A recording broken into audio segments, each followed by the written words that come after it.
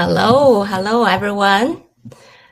Welcome and thank you for joining us live for another new webinar program of scientific wellness offered by GenoPalate, exclusively made and published for you, our members. So very happy that we're here again.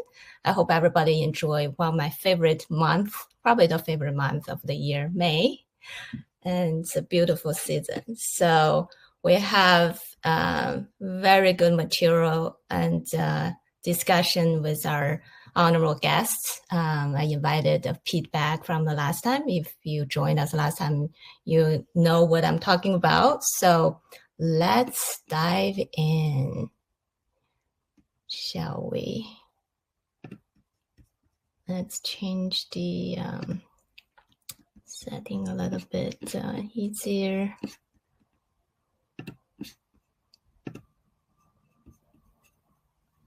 Okay, do let me know in the chat box if you cannot see the slides or me or hear me, okay? So let me just do a quick expansion here. Here we go.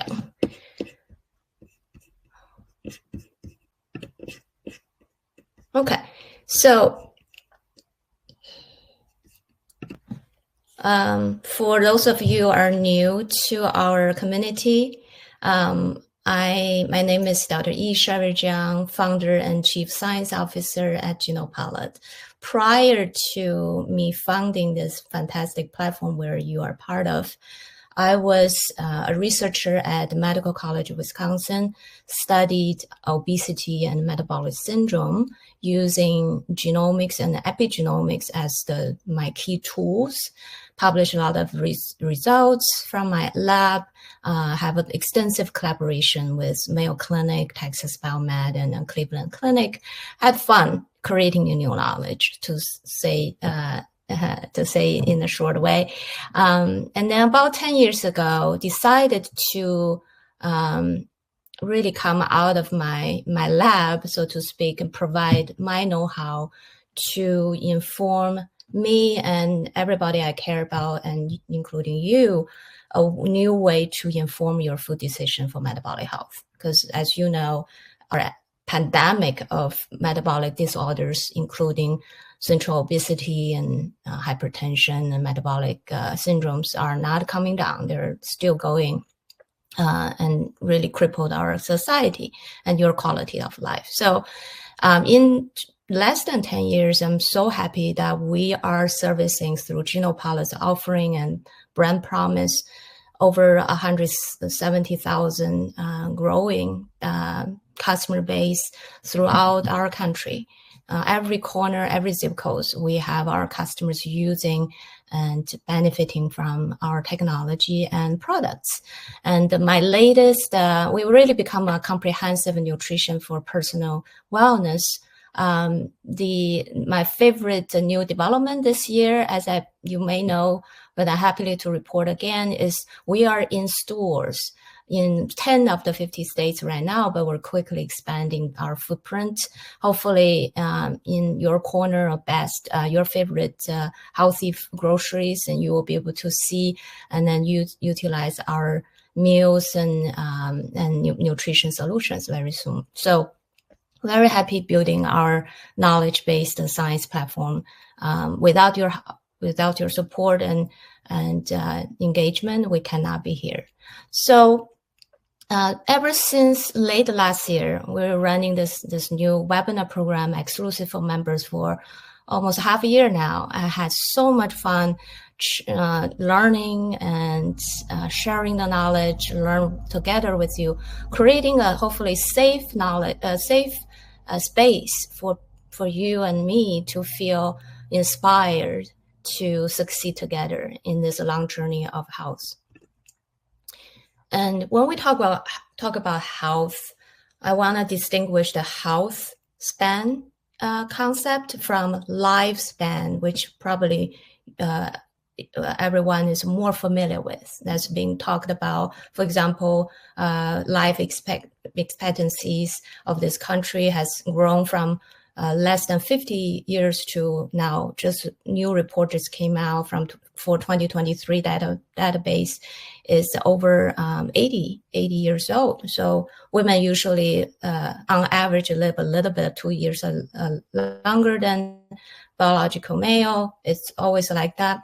But we're 80 years old for lifespan on average in this country as a data point. But the problem we see now in the wellness, scientific wellness industry is the last 20% of our lifespan on average, everybody included here, it's not disease free. It's actually full of diseases and conditions and malfunction of your body and brain that limits us to fully experience human experience and not be able to contribute to the community and societies that we can be. So that's the health span, which is a simple way to think about health span is disease-free years of a life, right? So right now it's about 60 years out of that 80-some years. But it's actually, this is a very conservative estimation in a way that it's allowing more years than necessary, because we know from mid-40s, 50s and 60s, chronic conditions, including lots of dietary related, lifestyle related conditions we're trying to tackle with nutrition is actually gonna lead to a lot of complications, right? So it's not really condition-free. The disease-free year, I would think it's actually in the 40s, not 60s. So we have a lot of opportunity to help people to elongate that health span so that you can shorten that gap between the health span and lifespan. So because of this very important, pertinent topic, we started this new series on health span management and gracefully aging. Last time we chose the first focal areas is through breathing, because breathing is such an underestimated powerhouse to your metabolic longevity, because every one of us breathe 20,000 times a day, right? Sleep or awake. And if we can optimize your breathing just a little bit better, every breath counts, and that will be it's a costless to us. We just need to learn it, but it could be so impactful for our longevity. So that's why we give a lot of thought. We consult a lot of our, my advisors on the science and development of technology side, and then we decided to focus on that. And it turned out to be a fantastic program. And thank you for those of you joined last time. We did a practical. We reviewed the theory. We reviewed the new evidence. And then we did a practical exercise session with my invited guest, Pete Mueller, with 35 years of experience in training high-performing individuals. And we'll talk to him very soon. So briefly, what we actually know through the new explosive of new evidence from neuroscience in the field that brain has such important role in every single of your our breath, because it's really a synergy between your lung and the muscle and the brain. And the controller cells are known now in the brain. It's different from your heart. The heart cell, the pacemakers are in the heart, but for breathing, it's probably because it's so critical to our livelihood, it's actually always embedded in the stem of your brain. It's secured very deeply in the brain.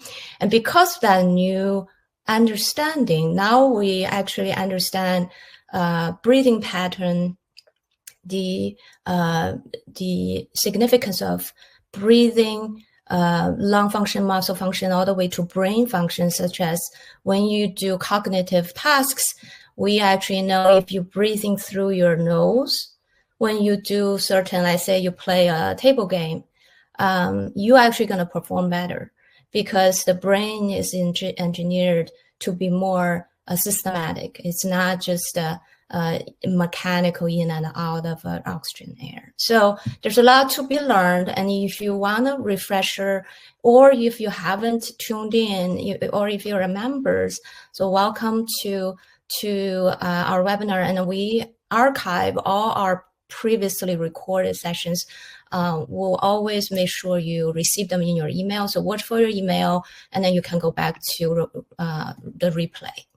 So for those of you kindly joined us last time or watched the replay, and I heard wonderful things about people using our breathing techniques that we taught together with demonstrated by our guest speaker last time. So I would like to ask you if you can share with us what's your experience like since we taught you the belly breathing.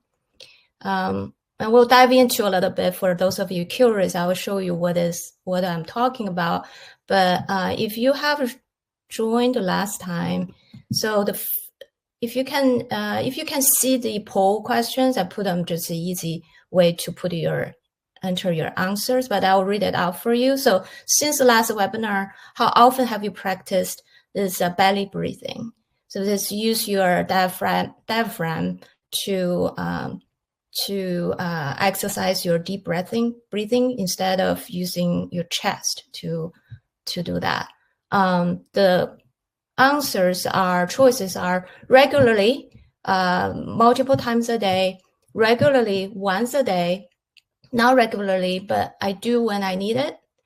I have not adopted, even though I went to the seminar, a webinar last time, or NA not applicable to me as I have not attended the last session, which is understandable. Okay, thank you for those of you putting in your answer. We actually have 0% for people haven't adopted. Well done. I'm really glad, because if you practice, you know I'm talking about. It's very beneficial. And then we don't have anyone on this call that doing that multiple times a day regularly. It's just understandable. Some people haven't joined us. Okay, if you're interested, tune into our replay. We have majority of you actually practice it either regularly or not regularly when you need it. That's fantastic. So that's vast majority of you actually used it. So let me show you the second question with choices for you to answer. So what happened to your feeling of your body and any improvement on aspects of your wellness? Some are measurable, some are more subjective, but which is important. So the question is, for those of you have done belly breathing, whether through our whether you knew before our webinar or you already knew, it just reminded you to do more, did you have you noticed any of the differences? I don't know if this allow you to do multiple choices, but if you cannot put in multiple, please just choose the top one that benefits you. The choices are: I feel more relaxed and less stressed after practicing belly breathing. And second one is I feel calmer. The next one is I notice more clarity when I think. It makes it easier to focus on my tasks. My blood pressure improves. I do better with exercise and workout routines. My energy and motivation goes up. Or I practice regularly but have not noticed any difference in daily performance. Right? It's only a few weeks into it, and it also depends on how did you do your homework that we left you, which will help you to take this on if it's new to your body. So, well, thank you for those of you who shared your answers. Many people felt relaxed and less stressed when practicing it, and some people feel calmer, and then there's some people do better during exercise and workout routines, and some people energy and motivation went up, and there's no one reported practice it, but not notice any difference. Okay, very, very good. Yeah, I'm glad. So that means this data set really showed for people who practice it let's can talk, who can practice belly breathing regularly or irregularly, but adopt it in your routine, we actually all benefited from it, which is fantastic. This is what we want to see. And it benefited me personally to a great deal. And it's not that hard to adopt. If you try that, you probably know what I'm talking about. So good. Thank you for sharing. It's important that we constantly have our feedback for what we learn, right? So just as a reminder, these are from scientific sources that with evidence in studies and research and clinical practice that patients have experienced benefits from practicing this kind of a breathing more regularly. And it's a no cost to you, as we talk about. And then I highly recommend you to try it if you haven't. All right, let me go on to the next. So just quickly, when we do deep breathing, how do we practice belly breathing before you go back to watch our recording? If before I knew this technique, when I do deep breathing, I have stressful moment, for example, is where I use it. I said, okay, breathe, Sherry, right? So what I usually do is I inhale, hold it, and let it out, right? You can see my upper body move up, and my chest is taking on give extra room for mechanically to give room to the extra air, the oxygen, and hopefully inhaled into my body and the brain, and then start to utilize more oxygen within the short period of time, and then and keep going. But in a belly breathing technique or practice, you actually mechanically use the inhaled air to push your diaphragm, which is at the bottom, is the biggest muscle across your body, just below your cage, your rib cage. You push it down, but with the air you inhaled, hold it for so you count 5 in, deep breaths, count 5 in, use your diaphragm to stimulate your diaphragm, I should say that way. And you push down to give the room for the air, hold it for a few counts, let it out with 8 counts. And you do that when you're early into this process of adopting this technique. We recommend you to try that every hour, do 5 times of this belly breathing, and then before you go to your bedtime or go to sleep, do 10 or 15 or 20 of these when you lay down on the bed if you want, or you can stand doing that. Continue doing that for a week, and I think your body, number one, will start to accept it because it likes the benefit it senses usually, and then it will become much, much easier for you to incorporate that into your daily routine. Okay, hope you try it. All right, so today we're going to move on to another powerhouse of longevity for Healthspan. We're going to talk about movement, human movement. About 8 years ago, I think the American Physical Therapy Associations, those professionals who help people who have movement problems needs to be fixed for decades, they actually changed their mission statement to reflect the ever-growing scientific evidence supported theory about, their mission is now optimizing human movements so that they can enjoy their life fully, right? So without a free movement, really, we learned this from day one that we have our memories, and we can walk, we can talk, we can throw balls, laugh, and all these requires a lot of movements of lots of our organs, tissues, and cells. And we take it almost for granted when we're younger, right? We can move freely and everything. But as we age, everybody faces this journey changes where movement become more restrained, become painful. Even it's fine, we just know a lot of not to do, so we develop a lot of fear.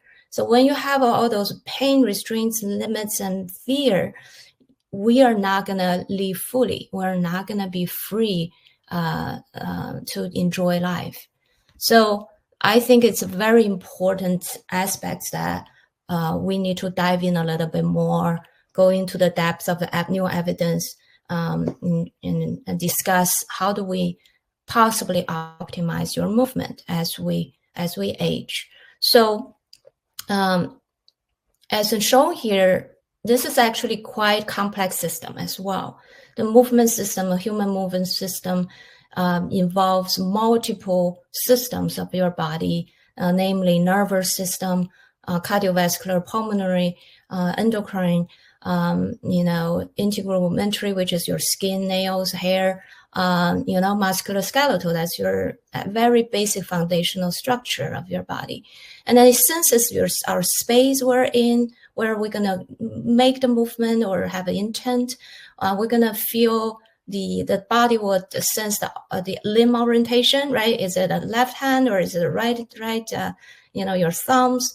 It's a lot of information and feedback come into the play.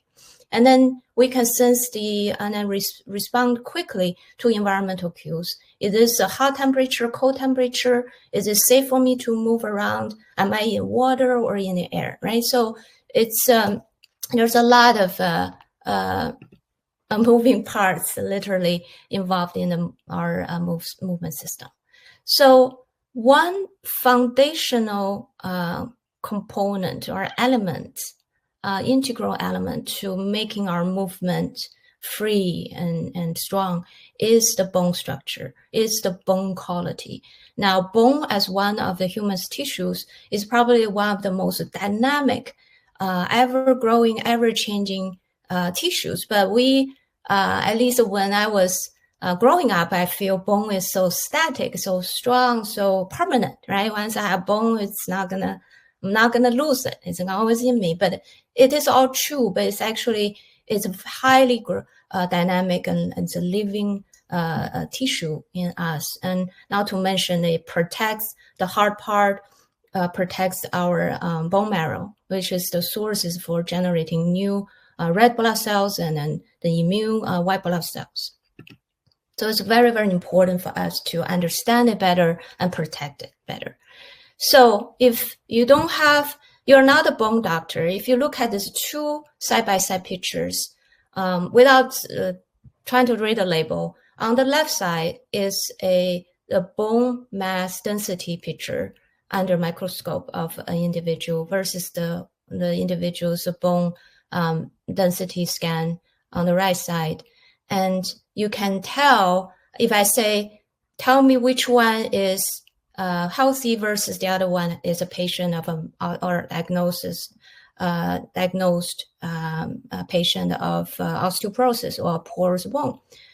You don't need a medical degree in bone health to tell me the right one is the osteoporotic patient, right? So you can see the pores in this individual's bone where we do the scan for are much enlarged. They're almost a big hollowness, and then we can see where the arrows are pointing. If you can see that behind my visual, there's a missing bone part and there's a thinning bone part, right? So when in the same circumstance happened that, let's say, a minor accident is leading to a fall for both individuals, which one is more likely to break his or her bone? The one on the right, right? So this is exactly why osteoporosis is such an important problem for all individuals. And it's too common, and I'll show you some stats, and you probably already know. And it is silent. It's a silent, highly impactful condition that is just growing potentially inside of our bone, inside of us, without symptoms until there's devastating bone-breaking fractures happen. So 55 million of American people either have osteoporosis, diagnosed or not, or it's a precursor condition, low bone mass, right? So when we're talking about the bone situation leading up to the osteoporosis, we're talking about several things. It's low density, it's a low quality, and then it's a low mass of the picture I just showed you inside of your bone. And then women has doubled risks when they reach 50 years or older compared to male counterparts for developing for having actually fractures due to osteoporosis, and also equally higher risk to developing that. That translates to 2 million bone breaks every year, and it's not only silent in us before we notice that in accident, it can reduce our heights, our postures. When the process happens to density is too low, it's compact, it's truncated our stature as well, and it definitely limits our mobility, and then contribute to the 20% of death rates for elderly who break their hip bone. So it's actually can lead to many premature deaths. So let's try do our dues so that we don't get to that situation. And then just quickly, there's a lot of health conditions are causing bone loss, and this list goes on. So if patients of cancer, certain types of cancer, patients or people suffering from all sorts of metabolic issues, digestive issues, right? A lot of them are you're losing the building block, calcium or vitamin D, or other coenzymes that are required for your bone dynamic remodeling, which I will get into in a little bit. So without all these, if you don't digest them, if you don't absorb them into your body, or you have a genetic variation that actually prolong the demolition of your damaged bone, then you will manifest reduce the bone density and bone quality. Numerous medications, same thing. If they interfere with your vitamin D functionality, whether absorption or functionality into the pathway that are supposed to be making deposition of your calcium reabsorption rate is higher than other people. Medication, if you interfere with that pathway, a lot of immune hormonal therapy related medications all interfere, especially the patients will, the people taking those medications will actually experience a quick bone loss in the first couple months, and then eventually will kind of reach a balance, and then you will be gradually losing your bone at a higher rate than those who are not on those types of medications. So for elderly, we recommend you really consult your doctors, consult your nutritionist to find the best regimen on top of when you're taking the medications. Make sure you don't lose your bone density unnecessarily. Estrogen. So why female experience accelerated rate of developing osteoporosis and its complications after menopause, during and after menopause, because during menopause we are females starting to have a lot of variations in the estrogen, which is shown on the left side of the picture, and then eventually it will drop down dramatically. Now, male also have certain level of estrogen, but it's always at a lower level. So there's other hormones to compensate balance for males' deposition of the bone density and bone mass. But in female, because of the menopausal effect, estrogen is a key regulator for the new bone formation cells called osteoblasts, and the process also regulating the demolition team or cleaning cell groups called osteoclasts. These are if you see the bigger one with a little legs, those are the osteoclasts, bone cells of yours. They will come in, identify retrieve some signals, identify the damaged mini micro dents of your bone, so to speak, and then they will try to clean it up. So they will actually create a bigger dent and then send the signals to the reformation cells, osteoblasts, and they will come to build it. So think about one is a cleaner, one's a builder. Building process takes twice as long or more than the demolition, just like we break down a house, I guess. But because of that, it's at an unequal rate, right? So if someone has interfered processes, genetic variation lead to elongated resorption and or more of the demolition or higher rate of demolition, then this imbalance will happen. So the bone loss can happen. We all worship, at least I do, our astronauts, right? They explored a new space for us, for our future. Unfortunately, we recently, because we have so many new experiments and experiences through astronauts living with no gravity in space, and they actually are losing their bone density at a rate is way far higher than the menopausal women losing their bone density.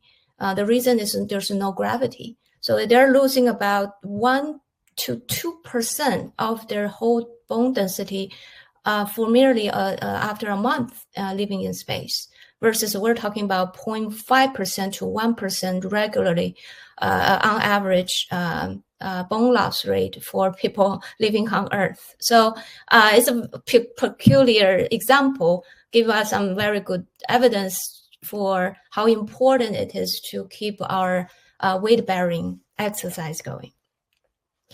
So I want to continue the topic here into joints, and just briefly here. We have joints engineered in an ingenious way that we have joints that provide us significant amount of stability. So, for example, if you look at the diagram on the left, our neck, our elbows, our pelvis, our feet, you can think about all these are make us standing, secured and stable, right? These are stability joints. On the flip side, we have wrists, and we have shoulders, we have spine. Those are mobility enabling joints. Now, when we age, you may have experience, you may see other people with that experience where supposed to be mobile joints, the joints supposed to be mobile become stable. For example, my shoulder got locked up, right, because of this and that and issues a year ago, and then I got it treated. Now it's completely good. So that's an example. And then we were going to talk several examples when Pete is joining us for a live discussion. So just think about those mobile and stable joints when they kind of switch their functionality, so to speak, and that's where problems happen. So we don't want those, right? There's a lot of factors on causing joints to be immobile or in a opposite way. The leading one is aging. We're talking about thinner cartilage, decreased lubricating fluid. We call it synovial fluid, just like the lubrication oil we put into our car, and then shortened ligaments. Medication, injury, overuse, overweight can all contribute to immobility of your joints. There are simple exercises you can do at home to actually increasing your fluid in and to make it more lubricated in your joint. And the next time we will dive into other dietary, lifestyle, integrated methodology on top of the strength training, stretching exercise to make it holistic and very accessible for you to improve your joint health and bone health. Okay. So with all that said, I hope I've shared a few new things you haven't known. But it's really my great pleasure to invite our honorable guest speaker back, Pete Mueller. He has 35 brilliant experiences, years, just passionately helping high-performing, high-goal people. That's how leaders of the community, I should say, small or big. Some of them are running huge enterprises for driving the growth of our community.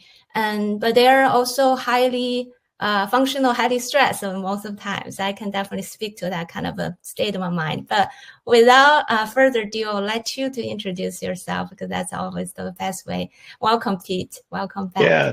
Well, thanks for having me, and hi to everybody that's joining. I look forward to answering questions. Be active in the chat room, and as Sherry and I are talking, we'll keep an eye on specific questions that you might have, and try to aggregate those and get to them. So, as Sherry said, I've got over 3 decades of training. I've been a strength coach. I started Pete Mueller Performance Group in 1990, and I'm possibly more passionate today than I ever have been, and about the industry and about the opportunities that we have with the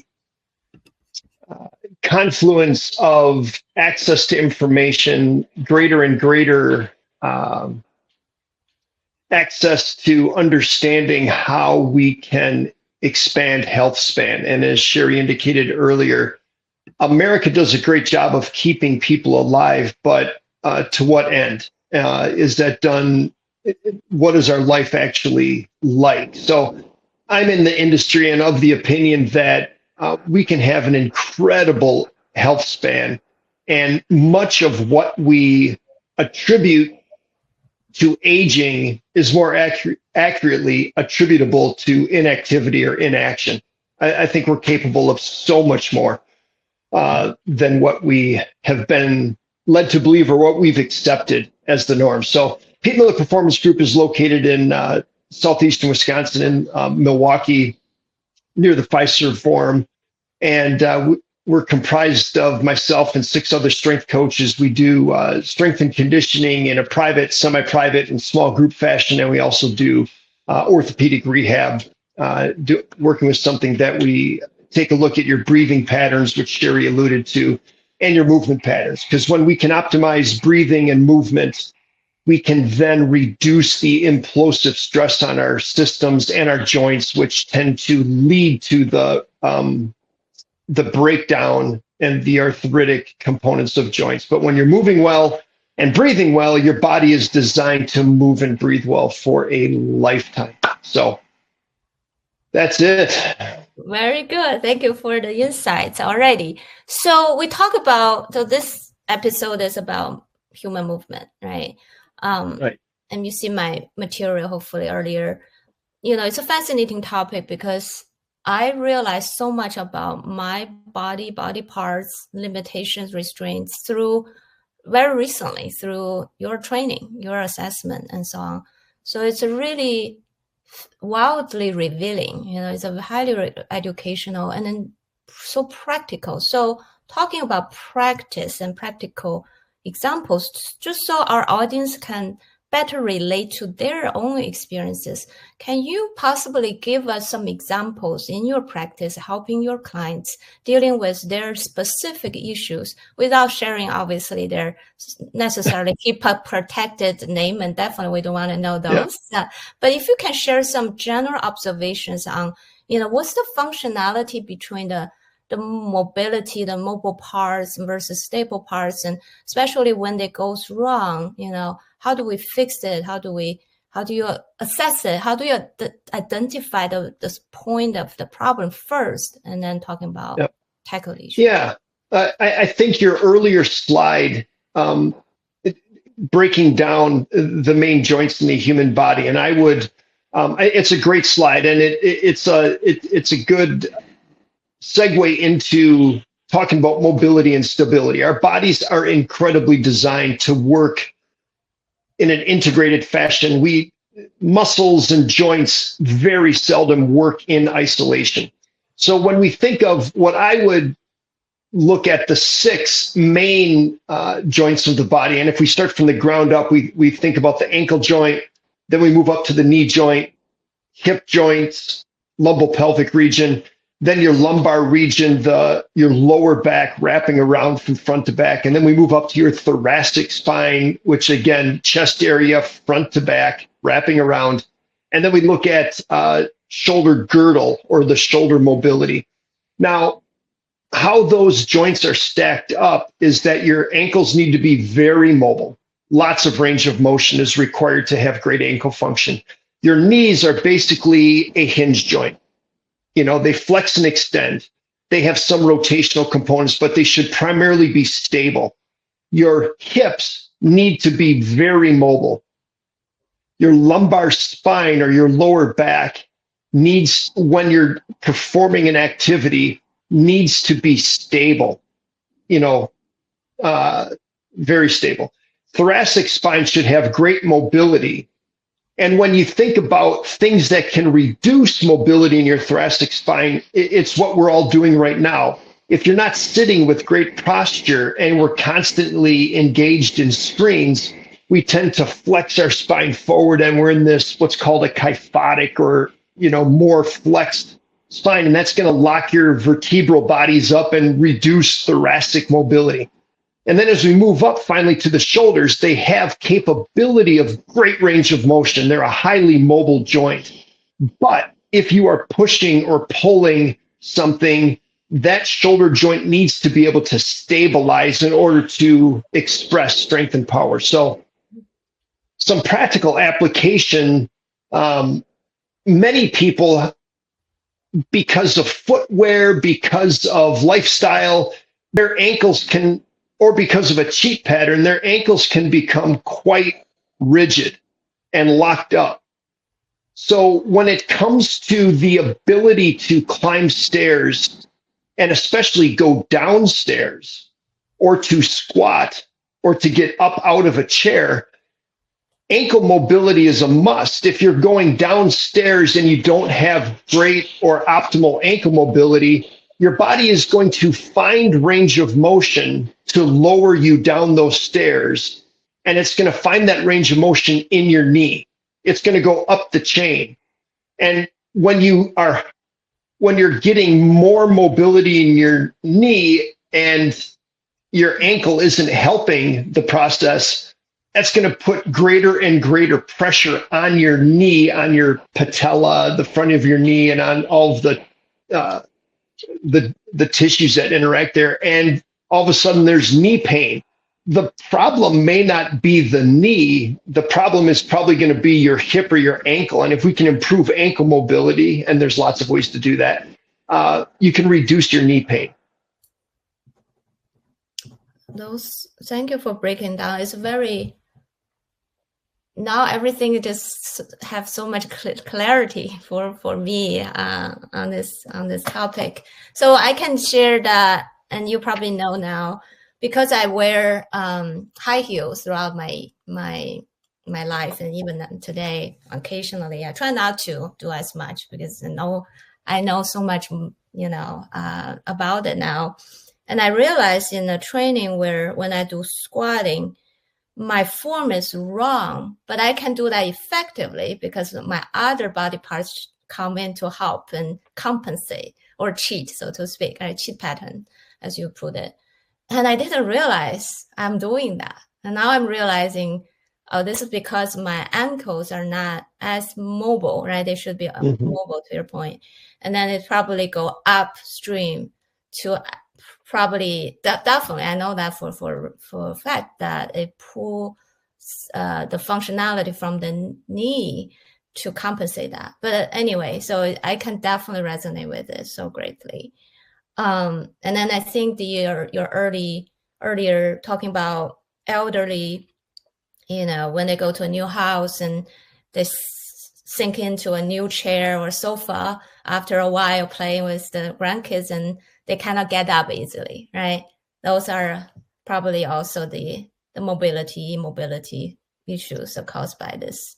Yeah, and being cautious to not dive too deep into ankle function and foot function, but I think simply stated, I'm going to state the obvious, which is how your body is interpreting gravity is through your feet, and through your ankles, and then it's sending signals, constant feedback. And if your ankle isn't able to have enough range of motion, your body's going to have a hard time engaging your big toe and feeling the ground and feeling the propulsion and the movement, which is going to limit how much your glutes or these big muscles, or what should be big muscles, here in America, we sit on them all the time. We don't train them. So we've kind of lost our backsides. But if you want to age well, developing strength in your glutes through lunges and squatting and walking and climbing stairs and hills and all these different things, big muscle group that is going to be engaged more effectively if your big toe can get engaged with propulsion. And maybe that's a little too inside, but your feet are critical, just to ram home that point. Not at all. No, this is super helpful. And I wonder if one of those the house stones you can buy and put on treadmill, and then you just walk on them, and, massage your part of your feet. You probably laugh at it, but I think, no. but anything that tune into your environment. Yes, you are for on sure. the ground, you're right in the maybe Yeah. you just put my feet into my grass, and we're Yes. we're so away from our earth sometimes. Right. Yeah. Yes. So it makes sense. What about the psychological cues, right? Whether good or bad, or too much or too little, that are the environmental insults. Yep. Now we know it's actually changing all the way to gene expression through epigenetics and others, as you know. What about their effects on mobility, movement, and stability, if you may? Mm-hmm. Yeah, two things come to mind, and we could maybe, even experiment. I can't see anybody on this webinar, but play along with me if you would. If you're sitting there, assuming you're sitting, or if you're standing, assume a posture that is forward flexed in your spine, chin is down, and imagine a posture that you would take if you're feeling threatened or depressed or overwhelmed, and just take that posture. I'm doing it right now. And what I'm trying to, and then, tune into, how does that feel? I mean, our physical structure affects our emotional structure, and our emotional structure affects our physical. I recall a client years ago that, as much as we tried, he lived in a very kyphotic position because of the myriad of stresses that were pummeling, or he was allowing to pummel him on a daily basis. And it's hard to improve. And again, if we don't get our mind right, or our mind elevating and those higher vibrations of love and gratitude and joy and peace and all of this. But that constant overwhelm put this person into a very kyphotic, rounded position. And it's just really hard to move. Shoulder issues and all that come to mind. Now, you referenced earlier our last webinar, which was talking about breathing patterns. If you are in a more apical or shallow breathing pattern where your diaphragm isn't engaged, we call that a sympathetic breath. And that sends a signal to your body that you are in a version of fight, flight, or freeze. When you're in a version of stress, a lion is chasing you at all times, your body tends to lock up and it's not safe. It doesn't feel safe. So therefore joints lock up and it doesn't have this fluidity, this flow that it is designed to have. When we engage our diaphragm and we breathe into our belly and we visualize that and our lungs are filling more, that's a parasympathetic state of being.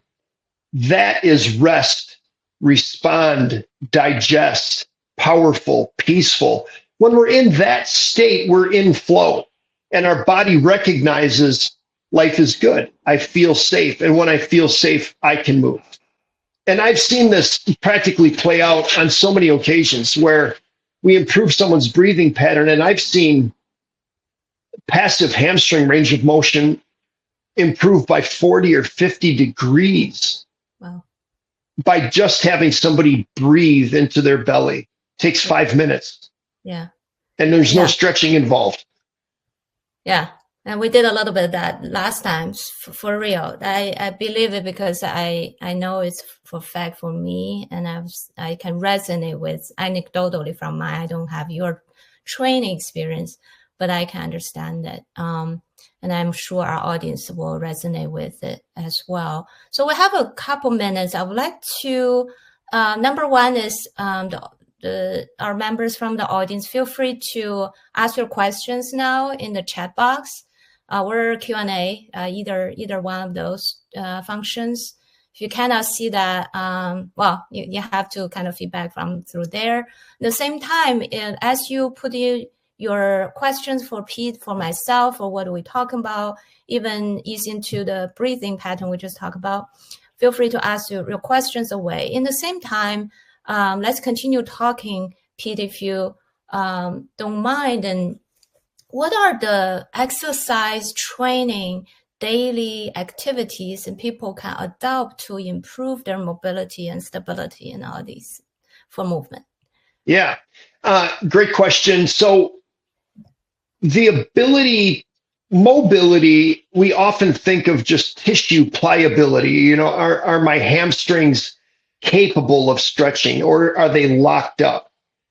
We already addressed one of the reasons tissues can get locked up is because of subconscious, or maybe you understand you're in overwhelm and you're emotionally stressed out. Your body will lock up. So that's maybe job one.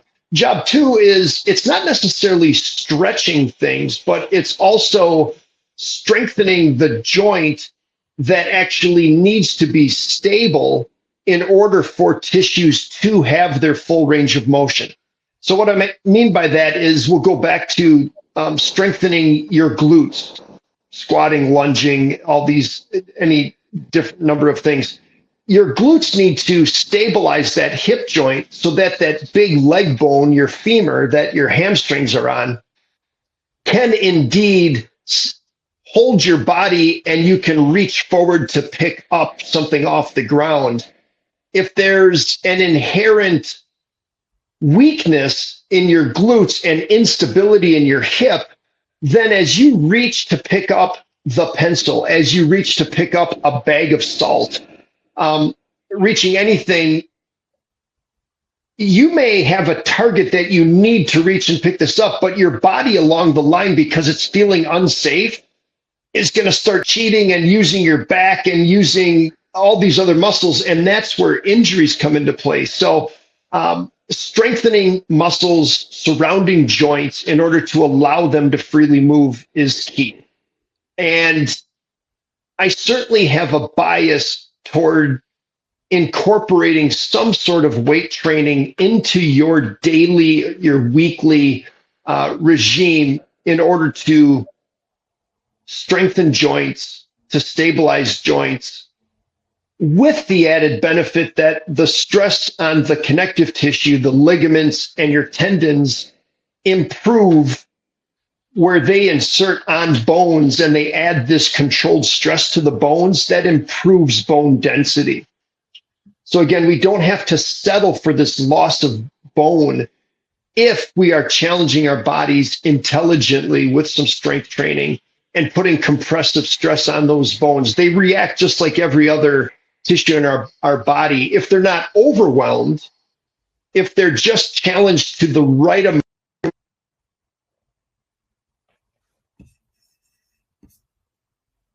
Uh-oh. Lost me for a second. Yeah. Hopefully I'm back. You stopped at least from my feedback, it's your just the right amount of challenge and to the bone. Yeah, you need to make sure that in starting any program, and I'll be a little redundant here, but some sort of external load on your body is so key to the aging process. Now, there's other ways to improve bone density as you age. If you're someone that absolutely is not going to pick up a weight, I'm not going to do it. I don't trust it. That's fine. If you're somebody who walks, if you can let's say you walk a mile, you walk 2 miles, many days of the week. If you could add 30 seconds total of light jogging to that mile walk, that low impact pressure on your body will improve your bone density. Just that little bit. So instead of just walking, jog for 30 seconds, jog for 10 seconds, and then go back to walking. And then in 5 minutes, jog for another 10 seconds, and then go back to walking. But start to incorporate some manageable stress on your skeleton.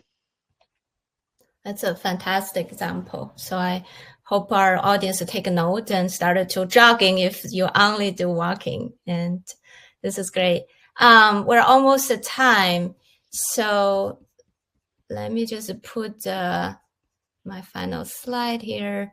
And members, if you have further questions, we can hang out for just a couple minutes to answer the key ones. But I think the examples that Pete just showed was excellent and useful. Okay, so without further ado, if you haven't tried or utilized our complimentary service provided to all members, so you are very welcome to utilize our complimentary RD, registered dietitian consultation. It's one-on-one time. It's only 20 minutes, but you will answer lots of your accumulated questions. If you've done one, feel free to scan the code and just schedule. We're happy to offer that to you again, especially this is a very, we welcome you to the webinar interaction. So take my offer on that. Talk to our fantastic RD, and then we will, take care of your nutritional questions and problems from there. And I think that concludes today's webinar program. Very, very thankful for spending an hour, which is exactly what we're trying to give back to you by years in a healthy way through our graceful aging healthspan management. So my name is Dr. Yi-Sherry Zhang. This is provided by GenoPalate for you, our members. And thank you, Pete, for joining us second time. We want you back next time if you have time. And I hope everybody stay well, and I will see you next time. All right. Take care. See you next time. All right. Take care.